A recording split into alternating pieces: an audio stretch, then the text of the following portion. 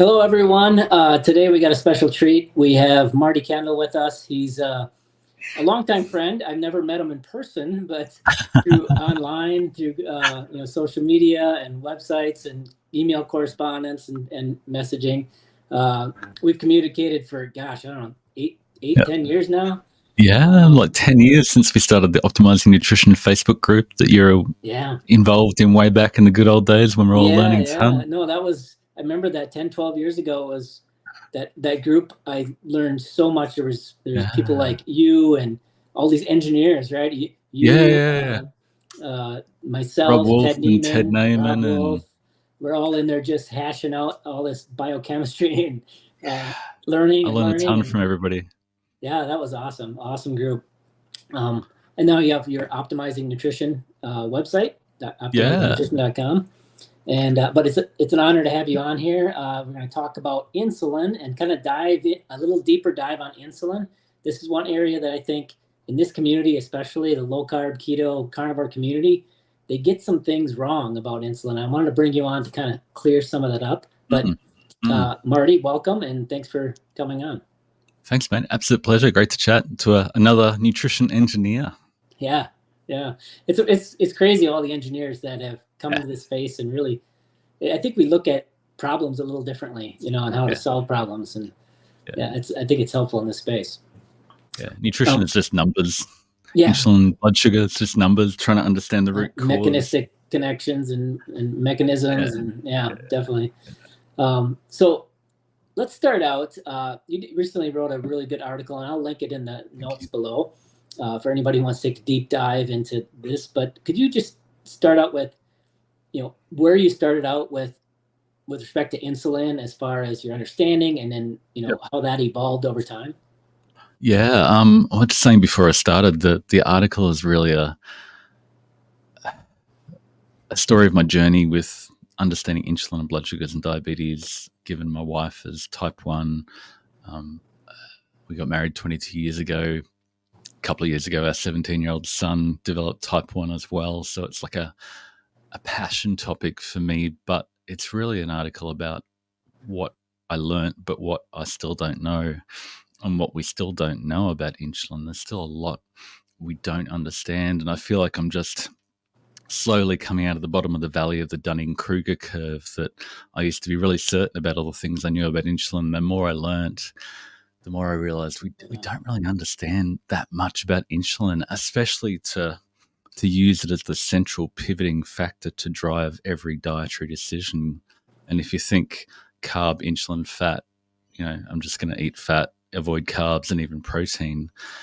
If that's the only driver, it's like it's dangerous. So that's sort of what I wanted to get across. And also for the type 1 community, especially the low carb grit Bernstein type 1 community, they're yearning for more information about how can I accurately dose for insulin, because I've got the carbs low, but protein definitely requires insulin. Different types of protein require insulin, and then there's the fat. And do I need to dose for that over 3 hours or 6 hours or 9 hours? And how much insulin do I need to cover fat? Because there's definitely an insulin response to fat that type 1s see when they measure it, and then they're the only people really measuring it. But to be honest, nobody's really done that work to understand exactly how much we need for different types of food. That'd be my long-term dream, but that might be a few decades away. But that's sort of the gestation for that article, along with a lot of frustration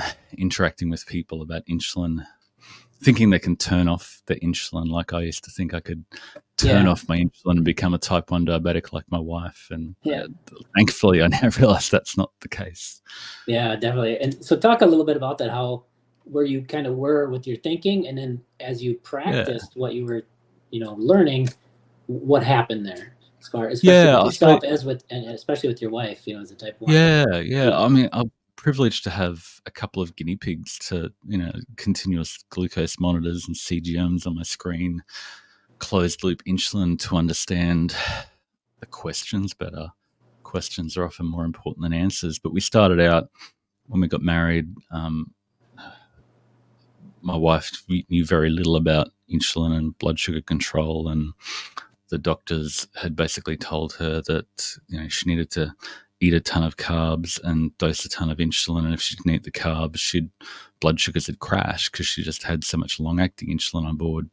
So her life was just constant fear of low blood sugars, and then if she didn't eat the carbs, her blood sugars would crash, and then she'd eat everything in sight because you just get so hungry when your blood sugars get that low because you've overdosed with insulin. Then we were lucky to find a doctor when we started to think about having kids, who guided us through the process of understanding, hey, you can dose with long-acting insulin, a lower long-acting insulin dose, but then precisely dose insulin with short-acting insulin for your carbohydrate. And that was just revolutionary. And, Bernstein discovered that 50 years ago, but nobody listened to him. But for us, 20 years ago, this was a groundbreaking thing. And then I suppose we, a few years later, found Rob Wolf and low carb, and then type 1 grit, and who follow Bernstein, and you're prioritizing protein, going low carb, and you realize you have to dose insulin for protein. It's like, is protein good or bad? And because it requires insulin, should I avoid protein? Should I minimize protein? And I started going down the rabbit hole, found the food insulin index. Thanks to Jason Fung, dialed that up and did a bunch of analysis and realized that the foods that require the least short-term insulin are just basically pure fat with no protein, because protein does require insulin over the medium term. But then I realized that, those foods don't contain the amino acids or the vitamins or minerals that we need. So I sort of tried to meld, using a multi-criteria analysis, nutrient density and the food insulin index. And then going further down the track, I realized that, not everybody's a type 2 or type 1 diabetic, and most people are just trying to lose weight. Everybody who jumped on the keto bandwagon, like you were saying before, it's not for mental health issues. It's not for epilepsy or Parkinson's or dementia. It's because they want to lose weight. And those people really need to find a way that enables them to lose body fat, feel satiated. And then really the biggest factor, which we might talk about later, is the biggest driver of your insulin demand that your pancreas produces across the whole day is the level of body fat you hold. And just avoiding carbs and protein and thinking fat as a free food because it doesn't require short-term insulin doesn't get you to that low body fat, low insulin state. So that's sort of the journey. And I realize how little we know about insulin, and there's still so many things. And my perfect test as an engineer would be to have 1,000 type 1s track everything they eat, and you could track the insulin response and glucose response and understand exactly how much carbohydrate, fructose, sucrose, glucose, different amino acids and different types of dietary fat affected insulin over the longer term. But that's currently a pipe dream, and there's no money in finding that answer, so nobody's looking at it. But that's what we really need to understand insulin. Hey everyone, we are on a little safari here in Africa, and I got a little friend right behind me here eating some grass and some trees. He's not a carnivore, but if you are, it's great to keep your electrolytes up, and especially when you travel, if you keep your electrolytes up, it really helps. I actually personally find I don't go number 2 as often if I don't bring my electrolytes on along when I travel. I'll go 2-3 days without, but Element is great for travel. It's easy to pack. We really like it. And if you go to drinkelement.com, oh, watch out, /Keto Maria, you can get a free sample pack with order. So check it out, drinkelement.com /Keto Maria, and get a free sample pack with any order. Parallel to that, I would love to have a continuous insulin monitor that somebody, with a healthy metabolism and insulin sensitive, and then, also somebody who's insulin resistant, and watch their response to these different foods. Watch what their insulin is doing. And I think that would be very enlightening too. Yeah, and I think people, when they do get that continuous insulin monitor, will realize that the dietary fat does play a major role in their long-term insulin requirements, and as they cut back dietary fat, the insulin across the day will plummet. And I've seen that with my wife when she's done our macros masterclass, where we just focus on satiety, plenty of protein, dialing back the fat, lose body fat, and her daily insulin requirements just fell through the floor. Yeah, so let's talk about that. So you were originally down the kind of high fats keto kind of route, like most everybody of us else was 10 10 years ago. Everybody was doing it that way. And we saw not as good results with clients with weight loss and everything. What were you seeing as far as your wife with insulin and yourself? What do you see? Yeah, I mean, we were going, fat's pretty much a free food. We've been told not to eat fat, and fat's great. It's like, yeah, fat is a great fuel. You need to get your fuel from somewhere, and if you want to stabilize your blood sugars and insulin, it's smart to dial back the carbs. But we both started to put on a ton of weight, and a lot of other people in the keto type 1 community. Friend of mine, Alison Hergke, who runs Type 1 Grit with RD, she found her insulin requirements doubled. She gained a ton of weight, and she said, like, injecting insulin was like injecting water. It was just doing nothing, because she developed so much insulin resistance because she'd been chasing elevated ketones with all this extra fat. And then it was around that time a lot of us went, well, okay, maybe it's not just avoid carbs and protein, turn off insulin, and all our stored energy will leach into our bloodstream like an uncontrolled type 1 diabetic. And unfortunately, it doesn't happen that way. That's called diabulimia. Well, let's go down that path. What if it did? Where does the fat go? Right? Yeah. You're either going to have sky-high triglycerides in your bloodstream, which nobody wants, or it's going to start accumulating other places instead of your fat cells around your organs, your liver, pancreas. Yeah, right?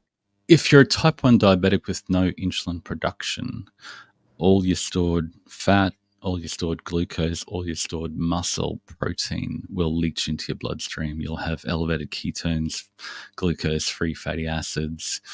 You'll waste away, and without injected insulin, you'll be dead in weeks, months, maybe a year if you dial everything down. That's not good. Type 1 diabetics can do that to some degree. They can underdose insulin and run the glucose high, and they'll lose fat and muscle. So they basically become sarcopenic, and that's highly ill-advised. If you're a type 1, don't do that. It's not a good thing to do. But fortunately, your pancreas and my pancreas always produces just enough insulin to respond to the food we're eating. There's always enough insulin to hold the energy we eat in storage. And really, rather than thinking of how to control insulin, it's like I've flipped my thinking to how do I guide people to prioritize foods that make them feel more satiated, so they'll be less hungry, eat less, and then the insulin naturally comes down because you don't have as much stored body fat or dietary energy to hold in storage. And from an evolutionary point of view, a system that, you could just eat fat rather than carbs and not store the energy you eat, it's just ridiculous. It's just, our pancreas is incredibly intelligent, and it always produces just enough insulin to respond to the food we eat. We don't know exactly how much, and fat definitely has a longer term, less aggressive rise, but over the long term you still produce insulin to hold that fat in storage, and if we didn't, we'd be dead. Yeah, definitely. This is something that we saw as well when we were going down this path. And I remember, it was your point about the satiety and the nutrient density. I think I'm pretty sure it was you. I was messaging with. It said the ideal diet is one that's got the most vitamins and minerals, the enough essential amino acids and enough essential fatty acids with the lowest total calories. That should be the goal. or at least, I suppose that was where I started out looking at nutrient density and satiety, but I realized that jumping from 0 to hero was never sustainable. So really what we do now is say, where are you at now? Let's nudge you in that direction enough to get the results you want. So we're typically aiming for 0.5 to 1% weight loss per week, and we can just nudge you up that satiety nutrient density curve enough to get the results you want. And if you know where optimal is, you know exactly where to head, but it needs to be sustainable. And that's something that frustrates me in this community, is that at times some of the influencers, if you watch them, it seems like it's some sort of eating competition. It's like, let's see how many calories, how many sticks of butter, look at me, I'm eating 16 eggs and a steak for breakfast. And it's like, look at me, I'm young, ripped, jacked, have an adaptive metabolism, and I can eat 5,000 calories a day. And we've got thousands of postmenopausal women in our groups who have tried to follow those influencers doing that, and they just pack on the weight. They don't have the metabolism, the muscle mass to adapt to that increased energy level. And exactly, those people may have a higher thermic expenditure, and the body just goes, okay, we're getting extra energy, let's burn it off, and you maintain your weight. But once you're past menopause and your muscle starts to degrade, it just doesn't work that way. And it's a recipe for heartbreak. And that's why I get angry when I see those influencers on Twitter going, look at me, I'm drinking butter again. You just go, no, why are we still here? Why do we keep coming around in this cycle? Didn't we move on 10 years ago? You don't understand how insulin works. Nice. You can't turn off your pancreas. I just remembered that this is we're recording this, so I'm actually going to put a couple testimonies up here just to hammer this point home. And I appreciate the frustration that you have as well on this, because this is what drives us nuts too, is that, it's not that, they have to follow us, or, we get tons of people that they'll just use our free information, on our blog and whatever, and they do great. But at the end of the day, we just want everybody to do well, everybody to get healthier, everybody to feel better. And daily we get these people coming to us that said they gave up because they were just gaining weight, or they were on a plateau. And like, I've got a presentation coming up this weekend at Hack Your Health, and I've got a slide of some of these testimonies, and here's one that I'll overlay up here, that this person, they were frustrated that it took them so long to find us and started actually losing weight. And some of the comments to that were, the first one was, you should feel lucky it only took you a few months. It took me years on a high fat stall. And this next person wrote, took me 8 years stalled, not losing weight, on high fat keto. And if you're, it's not that weight loss should be a straight line, but if you're still obese or significantly overweight, and you've been doing something and you have not lost any weight in a year, there's something not right. Like, you need to change something up, right? There's something about your method that's not working. I'm all about low carb, and I think overall I'm not anti-low carb. I'm actually pro-low carb in a lot of ways, and I've been looking at bioavailability in the data, and I think nutrients are often more bioavailable. A low-carb diet, you automatically increase the protein, and that's a massive reason I think a lot of people get satiety. But I think the advice of, not losing weight, eat more fat, because you'll lower insulin or turn off your insulin and you'll waste away like a type 1 diabetic, it's just a misunderstanding of physiology. And there's people out there who should know better. They've got qualifications. They should know better to,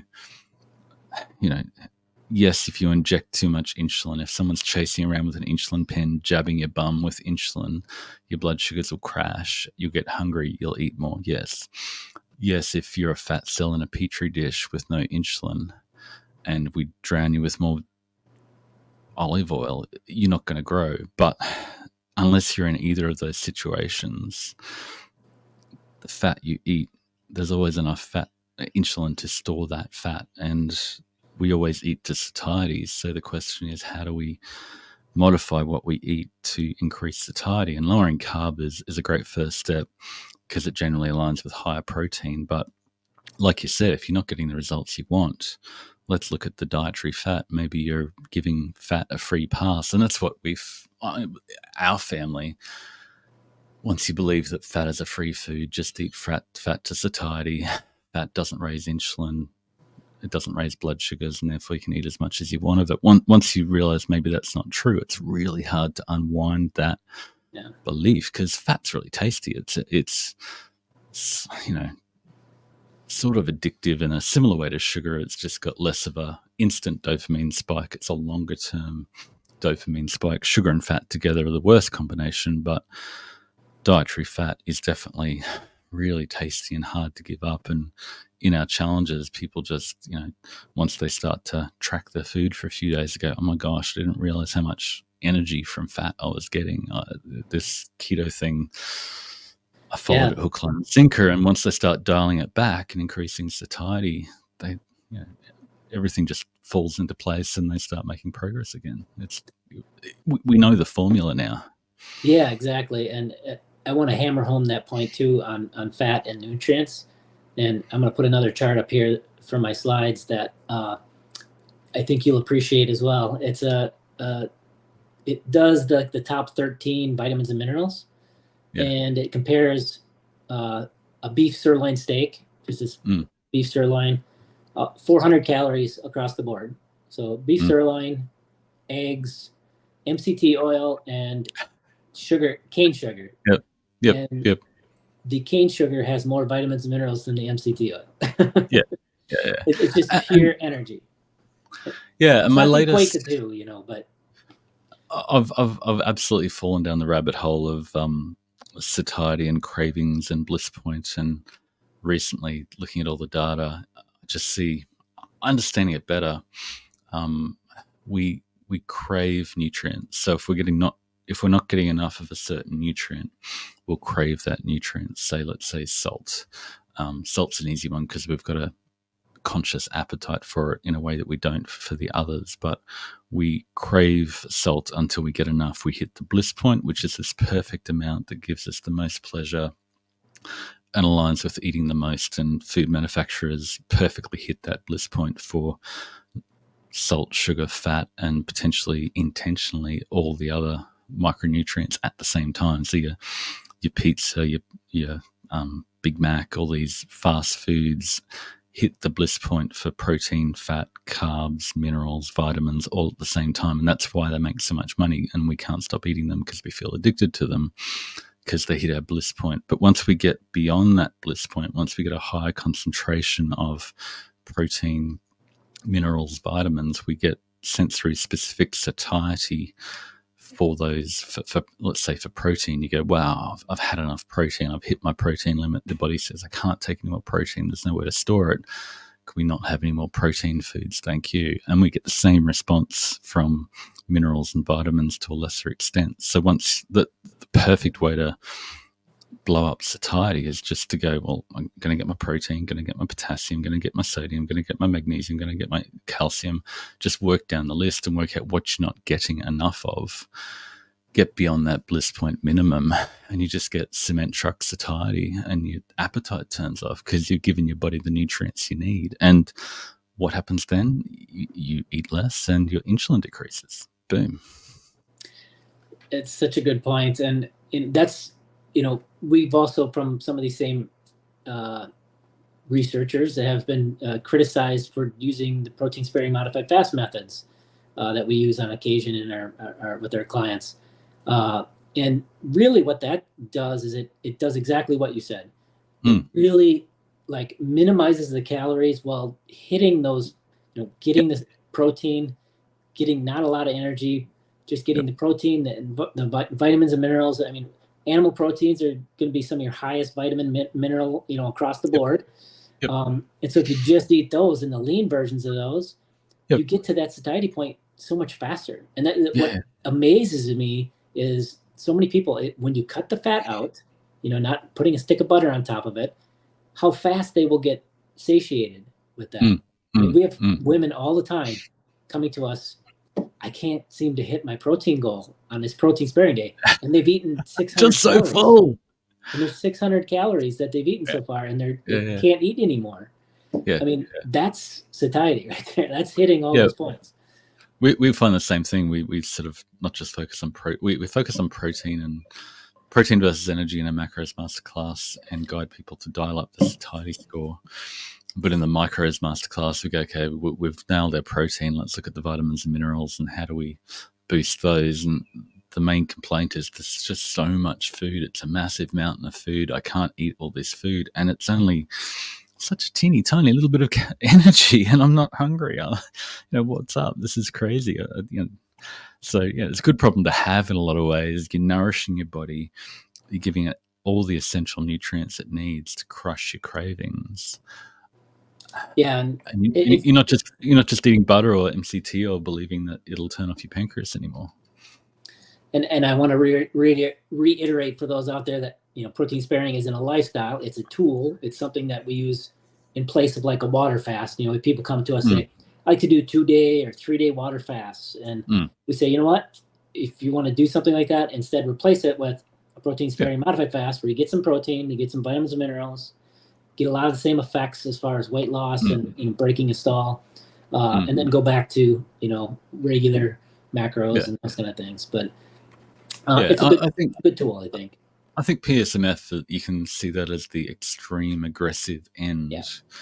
That's the bliss point, 12.5% protein is every processed food, junk food, and you just think, well, I'm going to move myself from 12.5% protein or wherever I am up to 40, 50, try 60% protein. It's just impossible to do because your body's got that satiety effect. But the downside of that is that you lose weight too quickly, and you can experience some hunger because you're getting a third of the energy you were getting before, so you're still going to be a bit hungry. So if that's a problem, just instead of 50% protein, try 30% protein, and if that doesn't work, try 35% protein. And it's not a matter of getting more protein, it's about dialing back the energy from fat and carbs while still getting the protein your body needs to preserve the lean mass while you're losing the fat.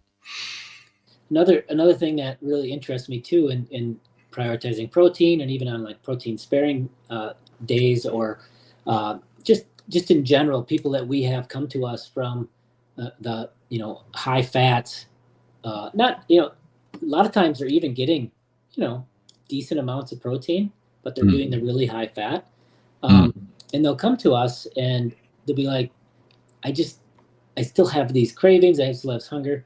And when they prioritize protein and cut the fat down, they just can't believe how satiated they are and how the hunger signals, those cravings go away.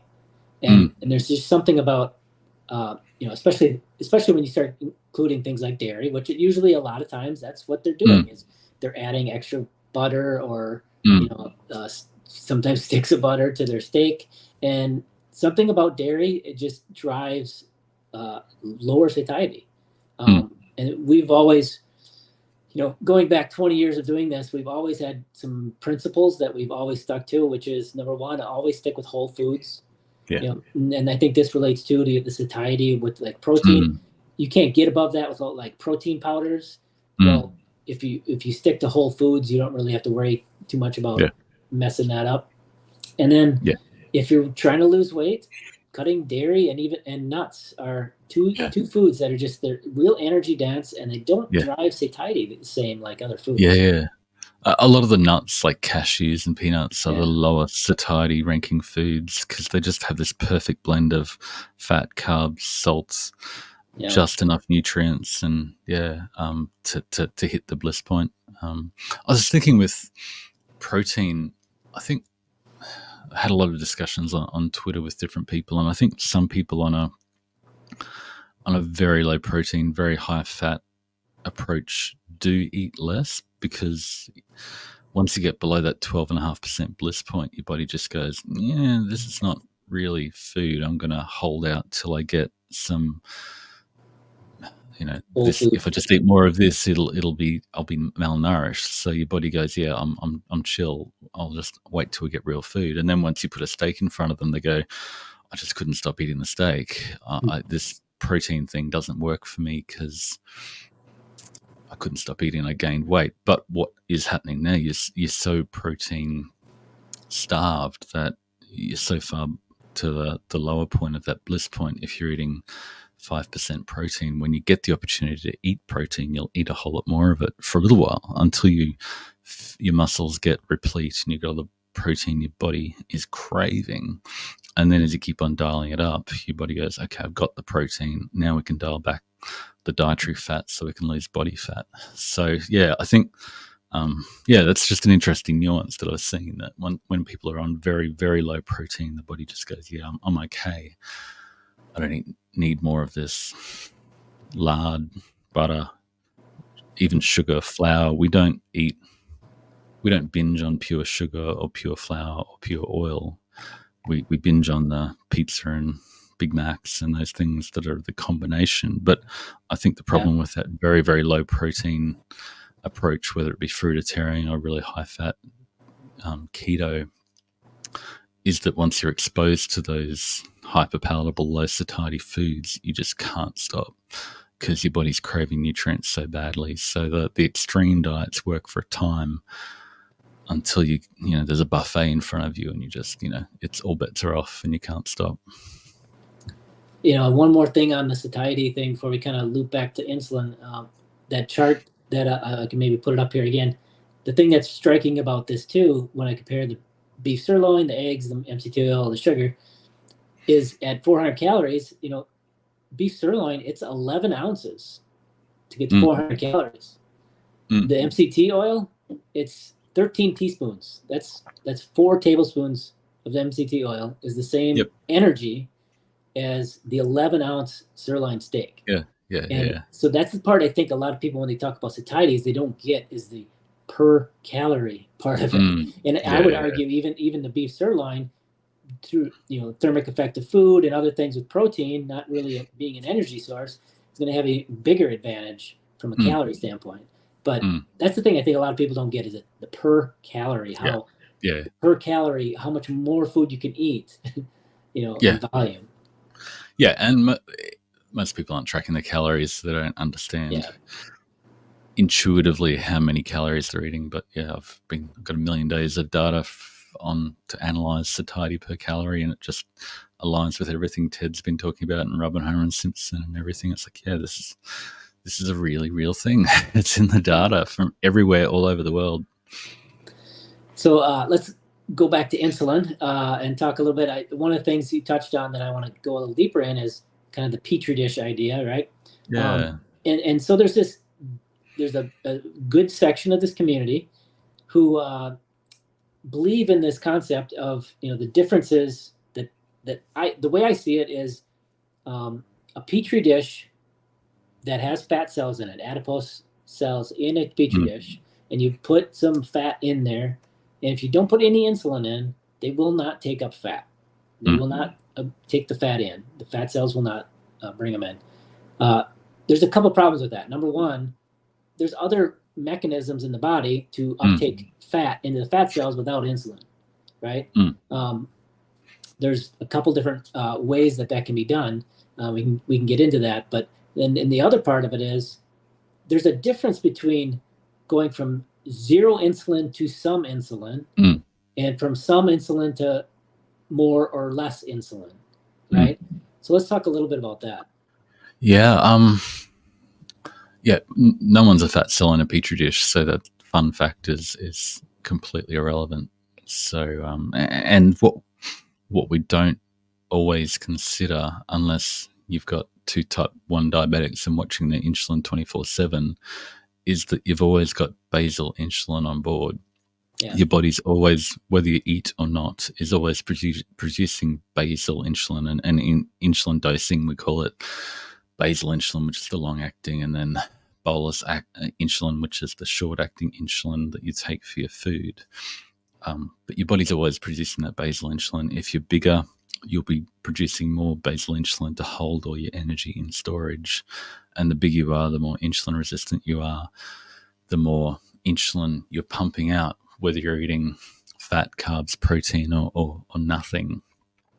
So, we don't get a big insulin bump. We don't get an insulin spike from eating fat, but your body is always producing just enough basal insulin to catch that energy from the fat you ate to put it away in fat storage. And like you said, there's other ways. You don't actually need insulin to store the fat on your body. Your body, it's a redundant. It's an amazing redundant system that ensures that everything you eat goes into storage so you can use it for later and survive winter. And if we didn't do that, we'd be dead. So maybe there were a few people that didn't store insulin effectively, fat in the past, but they're not your ancestors because they died in winter. So. Yeah, exactly. Well, that's the thing I always like to bring up too, is the kind of analogy. A lot of people, especially in the carnivore community, will talk about, early humans and Neanderthals. A lot of these anthropological studies will show that they were apex carnivores in that time frame. They ate a lot of ruminants, whatnot. And then and then those same people will say, if you only eat those animals, you will not gain body fat, right? You'll get to this optimum weight and you'll never gain weight. Well, then how did those early humans make it through the winter? Like they were in northern climates. A lot of them were found in Europe and those areas, right? And if they were only eating animals, how did they get through the winter if they couldn't put on fat before the lean winter months? Yeah.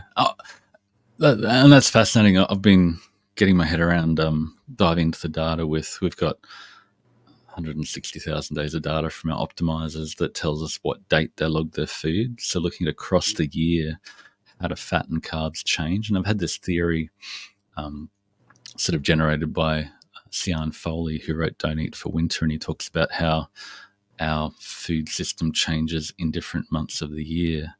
Like summer, you've got more carbs. Winter, you've got more fat energy.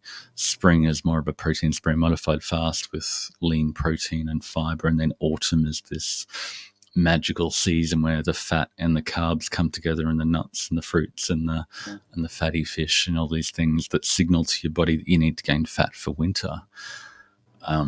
So that's helped me understand it. But in the data we see, even in modern times with current data from our optimizers, even who are fairly low carb, high protein, there's definitely a cycle of different nutrients, more carbs in summer, just a little bit because they're not really high carb anyway, and more fat in winter, and then the different types of fats and different types of sugars and different types of nutrients all cycle through the year. So there's still some natural cycling, but what happens today is a modern food system just says, look, if we take the saturated fat, the monounsaturated fat, and the polyunsaturated fat, and the sugar and the fructose, and add them all into one food, add a bit of flavors and colorings, and we can sell it, and it's hyper profitable, and we can't stop eating it because it hits our bliss points for all of those things all at the same time. So the problem is not just one macronutrient, one type of fat, or one type of sugar that we all like to demonize. Whatever the carnivores are demonizing PUFAs, and the vegetarians are demonizing the animal fats and animal proteins, whatever the hell that means. But it's the magical combination of all of those energy sources that hit our bliss points all at the same time that we get this dopamine response. We go, winter must be coming. We've just got to keep eating. We've got to binge, and it increases our set point, and we just can't stop eating. So that's the magic. Get away from that. Get away from it. Yeah. Hyperpalatable autumnal bliss point that our food is designed to hit precisely. Yeah, and the other part of that too, that a lot of they talk about eating just the fattiest cuts of meat, and again in the ancestral context, when did our ancestors do that? When did our ancestors kill an animal and go like, you know what? Those tenderloins, they're too lean. I'm not going to eat that meat, or that rabbit, that rabbit's too lean. I'm not going to kill it and eat that. Yeah. I mean, they ate everything from nose to tail, and they ate whatever they could catch. They weren't just eating the fattiest cuts. And the other context switch there is that our ancestors who are scavenging were pretty lean, and the animals they caught were also pretty lean. These days, we're not so lean, and our animals are fattened up to be sick and diabetic because that's the tastiest cut of meat.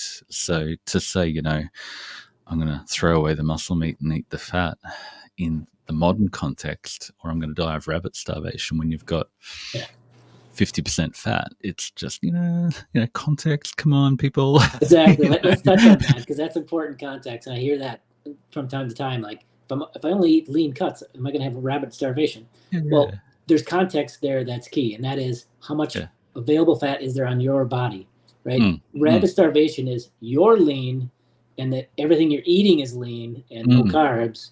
Now your body's forced to turn the protein into fuel because there's no other fuel coming in the diet, and there's no not enough fuel on the body to fuel the body. Right? It's like once you're at 5% body fat, bring back the dietary fat. Yeah, start eating the fat of your guts then. Yeah. Because you need it.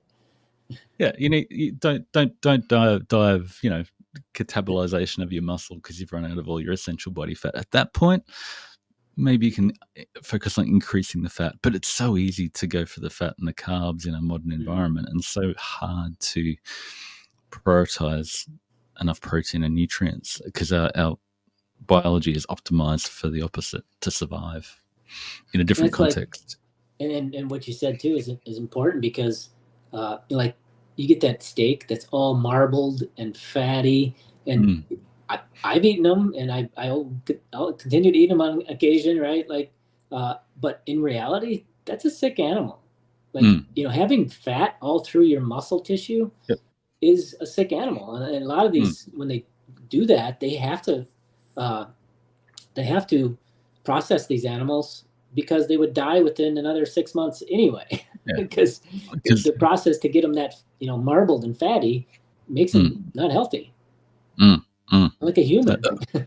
And we intentionally make the animals that way, and our food system for profit makes us that way. So, it's crazy. So a little more on insulin. Keep on getting off topic, don't we? No, we do, but that's great.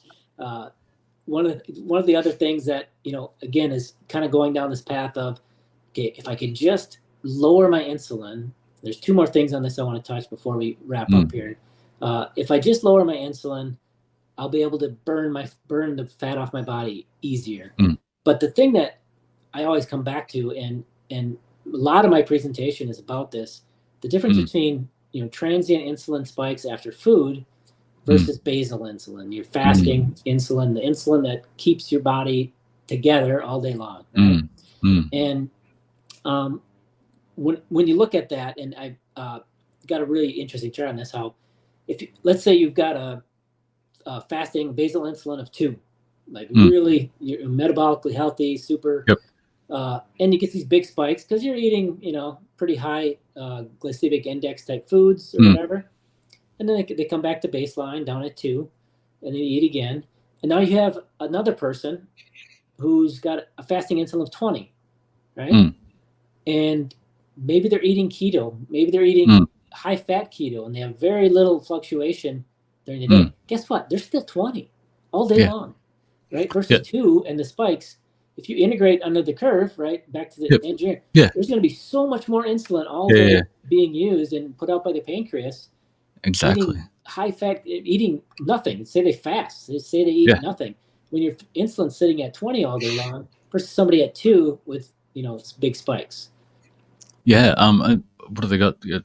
300 units of insulin a day being produced by their pancreas, trying to keep up, although they're eating high-fat keto. They've just got so much body fat on their body that their body the pancreas has to keep on pounding it out. Meanwhile, the lean insulin-sensitive person might be, if they were type 1 diabetic, they might need 15 units of insulin. But I think the thing that we often get confused is that lean bodybuilder who's just stepped off stage is incredibly insulin sensitive, which means that as soon as he eats anything, he is going to store every morsel of that energy on his body to get back to a healthier level of body fat. Meanwhile, the person who's got an fasting insulin of 20, the body's just going, let me, please stop giving me this food so I can finally unload all this pressure. As soon as you find a way of eating that increases satiety, that you don't keep eating all day, the body the floodgates open once your insulin levels drop. They never drop to 0. That's the important thing. But the pressure is built up. It's like the personal fat threshold. You've exceeded your personal fat threshold, and all this energy is built up like behind the damn wall. And as soon as you lower the damn wall, which is insulin, the stored energy can flow out. And in a person eating normal, Western diet, it's about 50-50 basal bolus insulin when we measure type 1 diabetics, but in low carb, high fat type 1 diabetics, it's like 60, 70, 80% basal insulin. So to manage type 1 diabetes, dialing in that basal insulin is really important. But if you're trying to lower your insulin, you've already got your bolus insulin down, the insulin response to food. The next step is to target your basal insulin by lowering your body fat levels. And it's like, if you really care about insulin, the solution is satiety, not to avoid protein and carbs even more. Yeah, or fat and carbs, I think you mean. No, like the whole keto thing was just get your ketones high, avoid carbs and protein, and we're all avoiding protein, thinking that protein spiked insulin and would make us fat, but really it's protein drives satiety. Keeping the protein high enough is critical to satiety, which will attack our body fat levels, which really attacks the insulin.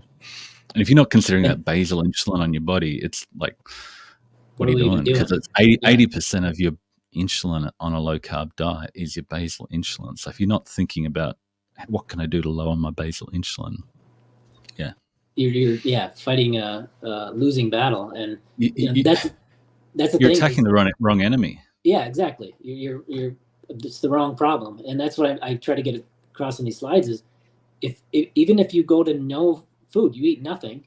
Bella wants to say hi here. Even if you go to bring in Teddy, we've got a cavoodle. Cutest thing in our life. Even if you go to no food, you eat nothing, so you have no transients, with food for insulin. It's sitting at 20 all day long, and you got to get that down to improve your metabolic health and insulin sensitivity, get below your fat threshold. And I could put a link here to the video did on personal fat threshold, but briefly, your fat cells, genetically, we kind of have a number of fat cells that we have, and we just kind of fill them up and empty them.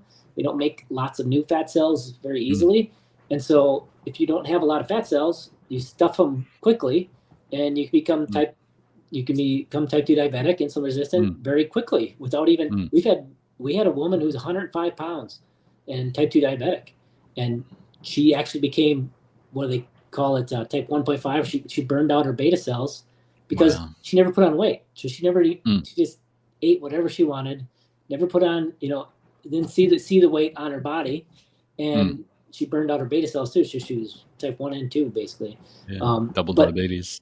But you can also have, somebody who's 100 pounds overweight, and if they haven't filled all their fat cells yet, they've got a lot of fat cells, they can look metabolically pretty decent, Yeah, and the insulin will still be low. Yeah. And it's the people who, the 500-pound life people, they're often not diabetic yet because their bodies are so efficient at storing the energy. And it's once you become insulin resistant, your body stops storing the energy efficiently. It's my theory that those people that do get to 500, 600, 700 pounds are genetically different than most of the rest of us in that they can produce new fat cells and keep the fat cells small. And I've got in my slide, I keep going back to these slides. I don't know why I got them up, but I'm actually going to put this on here because I think you'll really enjoy this. I have this case study of Tyler. He's somebody my wife grew up with in high school. And he came to us for help. And he was, I'll put the image up here. He's 645 pounds. He's kind of a tall guy, but obviously very overweight. He's 38 years old. So should be at an age where usually I think most people genetically, when they're younger, will make new fat cells. And there's a certain, after you're like a toddler, I think it is, genetically, typically you don't make a lot more. You just kind of fill what you have kind of thing. So he's 38. And if you look at him, you think, man, his insulin's got to be through the roof. His, triglycerides got to be really high. His, A1C's got to be really high, right? I mean, he's 645 pounds. We got labs done on him, and I'll put him up here. His fasting glucose was, on this test, it was 50, which normally he said he's about 85, 90. So his fasting glucose is normal. Wow. I don't know why it was low. That's very low. Yeah. His fasting insulin was 3.5. Wow. His triglycerides were 77. Fat storing beast. Yeah. His triglycerides were 77. His HDL was 42. A1C was 5.6. HOMA-IR is 0.4. Wow. So he's always going to survive winter. Oh yeah. Genetically, he was the guy who would survive anything, back in, but, I even asked him, what did you eat the last meal before your 13-hour fast before the test? He said it was right after Easter. It wasn't good. I think it was cookies and ice cream with Oreos crushed on it. Wow. So genetics like this, I mean, This doesn't mean, and I want to point out, this doesn't mean he's healthy at any size. This is not, but he will never get insulin resistant, I don't think. I think he could continue to gain weight, and because his body, and this is coming back to the point of personal fat threshold, because his body can make more fat cells, the fat cells stay small and happy. They don't require extra insulin to hold back all the fat. And this is the way I look at insulin is that I look at it as more of a net holding back the fat into storage, especially on those inflamed fat cells. Those ones, if you get a lot of those inflamed ones that are stuffed, it takes more insulin to hold back that fat because guess what? That fat cell doesn't like being stuffed. It really wants to send the fat out, get rid of some of it. So the insulin's got to hold it back. Yeah, totally. And the big light bulb for me, I think one of them was that we often see insulin as a catabolic hormone that builds things, and bodybuilders take insulin to make themselves bigger. And people who are type 2 diabetic who take insulin often get bigger. So we think of it as an anabolic hormone that makes you grow. But looking at the closed-loop insulin pump system and seeing how that works, it's really more of a brake on your liver to meter the release of energy into your bloodstream. So when Monty's glucose gets low, the insulin lowers on her closed-loop insulin pump system to allow energy from storage to flow into her bloodstream, and vice versa. So when the glucose gets high, insulin rises to slow the energy release into her bloodstream. So rather than thinking of it as a thing that makes you fat, it's more the thing that keeps you fat once you've stored that energy on your body. And insulin just tags along and follows. And when your pancreas sees really high glucose levels in your body, it goes, wait up, we need to raise insulin. We need to raise the floodgates to stop the energy flowing into our bloodstream because we've already got heaps there. Yeah. And once the energy comes down, the insulin comes down, allows that the energy to flow back into your bloodstream. But with protein, that's a longer process. And with fat, the body just says, oh, cool. We got heaps of storage room in the back here. You can just, rock on back there. We, go back with all the rest of the fat. And we don't even need to, there's no emergency. We don't need to raise insulin because we've got heaps of space to hold it. We can just keep stacking it on.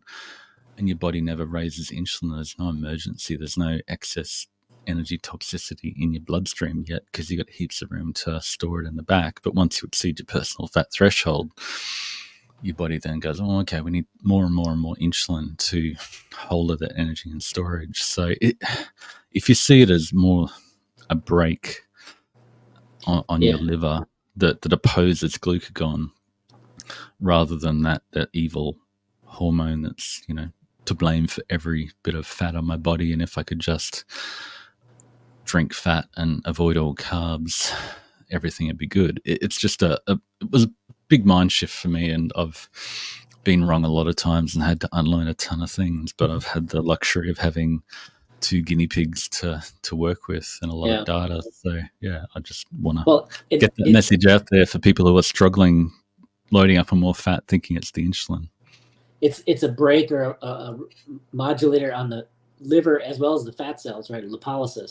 So it's kind of like this holding back. Okay, I like to kind of think of it as like a thermostat, right? It's like your body's thermostat. What's the thermostat do? You set it at a temperature. If it gets too low, it brings it up. If it gets too high, it brings it down. Your pancreas is like this thermostat for your bloodstream, and it's saying, okay, the energy, and I need more energy, so let's allow some more energy to come out.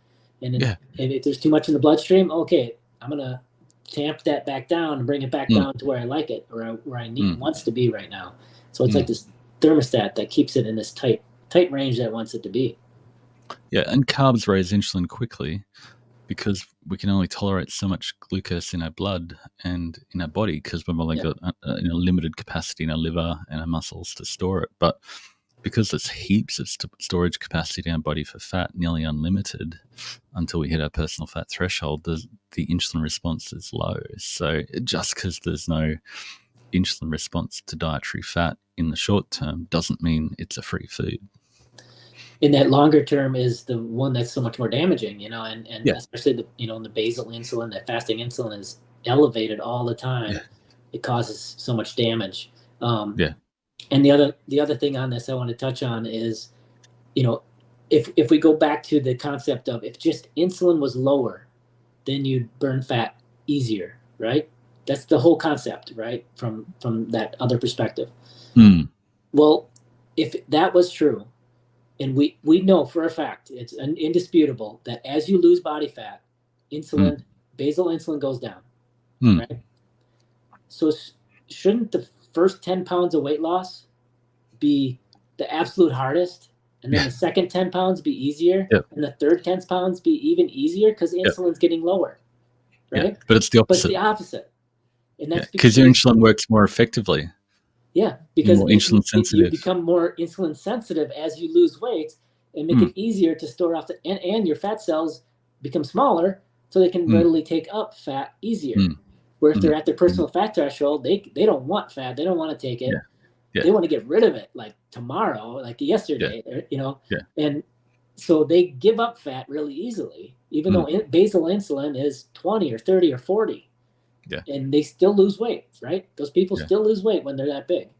And there's a study back with the Food Insulin Index work they did in 1997 at the University of Sydney. They looked at the correlation of foods that raise insulin in the short term and satiety, and found that, it's the carbohydrates and the things that raise insulin quickly are actually more satiating in the short term. So it's complex, and I just feel like I'm coming out of the bottom of the Dunning-Kruger curve. Yeah.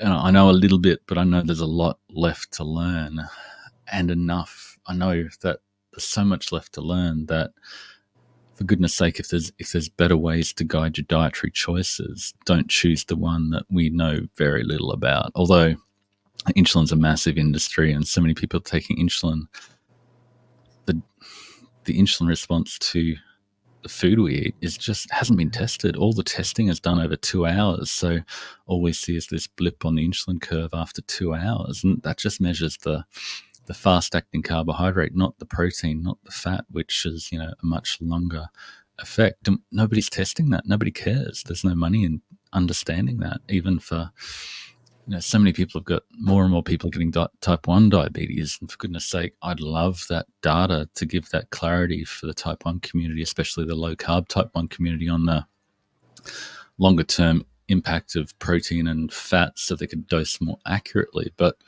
nobody cares. Nobody's going to look at it. Yeah, we need it's that a very continuous expensive insulin study, monitor, but nobody's done it. I'm telling you, we need that continuous insulin monitor. I'm telling you, that would be so enlightening for not just type 1s, but in this community as well. I mean, if you see after that super high fat meal and you see that insulin sitting up high for a long period of time afterwards, you can see it somewhat now. If you look at your glucose response, you'll notice the glucose, your glucose will sit higher for longer. It won't, maybe it won't go up as high right post meal, like you said, a couple hours, but you watch it, it'll have this long tail, it'll sit up higher. Your A1C will be higher. Lots of examples of this, lots of testimonies we've gained, but even Ted Neiman, he's when he was back in those days of adding lots of fat, and just like we both were in, his A1C was like 5.6 or something, or 5.5, and now he's eating a lot more carbs and less fat, and he's like, I don't know, 4.8 or something. So I mean, you can see it even in the glucose, but if you could see it in insulin too, that would be really cool. Yeah, and we see the same thing at our diet-driven fasting challenges. Initially, we say you don't want your glucose spiking because what goes up must come down, and it's that hard crash where you eat more. Yeah. But the next step is, what we do in diet-driven fasting is use glucose to guide when to eat, and when you get back below what is normal for you, your hunger is validated and it's time to eat. And people always see, once they dial back the dietary fat, to shave off the extra dressings or choose a leaner cut of meat or whatever, glucose comes back below their baseline much sooner. And they go, wow, I can eat more often. I don't have to fast for days at a time because I've, done fasting and keto and refed on a bottle of olive oil because I thought that was going to keep my insulin low, and I couldn't eat again for another 2 days because I just got 5,000 calories. Get foods that make you feel satiated with less energy, satiety per calorie, and you can eat robust, healthy, vibrant, tasty, full-flavored, satiating meals more often, rather than having to, all the people on the extended fasting crew are also minimizing carbs and protein to lower their insulin, but they don't realize that the fat they're refeeding on is just keeping their insulin elevated forever. Yeah, that's very, very enlightening. I don't want to take any more of your time, Marty. It's been fun, mate. It's been awesome. I could talk for another hour with you, but it's both of our favorite passion topic that enrages us the most on Twitter. Yeah, definitely. Well, I really appreciate you coming on, Marty. Hopefully sometime soon we can meet in person. Yeah. For once. Come to Brisbane. You're traveling all over the world. Australia, yeah. Yeah. It's fun over here. Well, if you why don't you tell everybody where people can find you? Social media. We'll put the tags below, but why don't you tell them? Yeah. Just look up Marty Kendall or Optimizing Nutrition. I've got a blog where it's about 400 different blog posts where every time I get an idea or analyze some data, I publish there. We've got a Optimizing Nutrition community with about 10,556, I think, this morning, people in it. It's just a safe space for people who want to nerd out about nutrition, and it's a really warm community of people on the journey. And that's where we run our data-driven fasting macros masterclass and micros masterclass, which is all my passion topics. And then I get out my sarcasm and passive aggressiveness on Twitter occasionally, and that's a ton of fun. And yeah, that's been a riot lately, just interacting with everybody. And yeah, for sure. Yeah, it's been good. Well, thanks, Marty. We'll have to do it again sometime. Maybe dive a little deeper in some other topics. That'd be great. Anytime. Appreciate you coming on. Thanks very much, Craig. Say hi to Maria, and I'd love to introduce you to Teddy, our little cavoodle. He's a cute little part of our life as well. We'll have a meet here. Have a doggy meet up. Yeah. All right. Take care. Thanks, mate. See ya. Bye. When I was 16 years old, I was diagnosed with PCOS, acid reflux, depression, and IBS. Instead of taking those prescription drugs, I decided to change my life with food. Yes, food healed me, and it's healed so many of my clients over the past 20 years of working with people. If you are interested in transforming your life, check out KetoMaria.com. I'd be honored to help you.